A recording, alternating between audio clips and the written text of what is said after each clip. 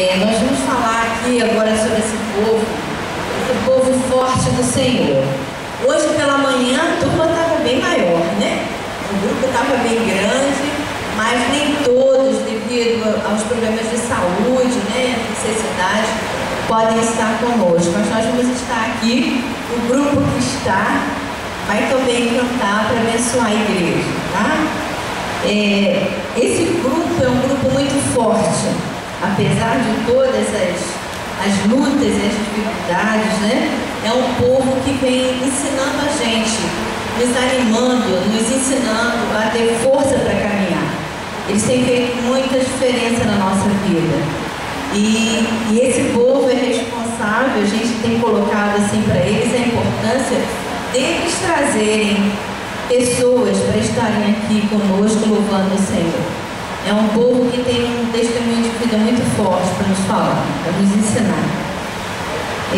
A música que nós vamos cantar é uma música que fala sobre este povo forte. Eles são os tais, eles são um dos tais, eles são os discípulos destes tempos atuais, que como aqueles que estavam reunidos no cenáculo, também estes buscam aclamando em oração e unidos pelo amor de Deus, buscam receber um vento como aquele impetuoso que fará cair fogo do céu.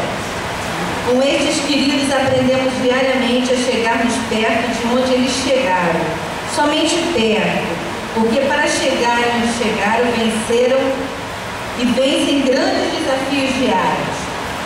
Eu falei hoje sobre a diferença dos ossos da gente doerem.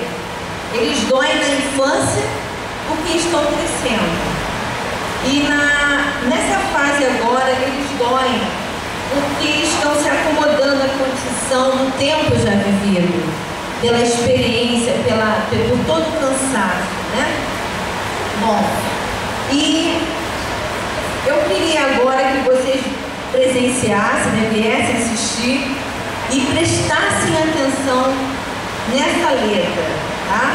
Porque como os discípulos de Jesus, eles também vão pelo mundo, muitas vezes perseguidos por terem escolhido Jesus, e levam suas cruzes, fortalecidos e revestidos com o poder divino.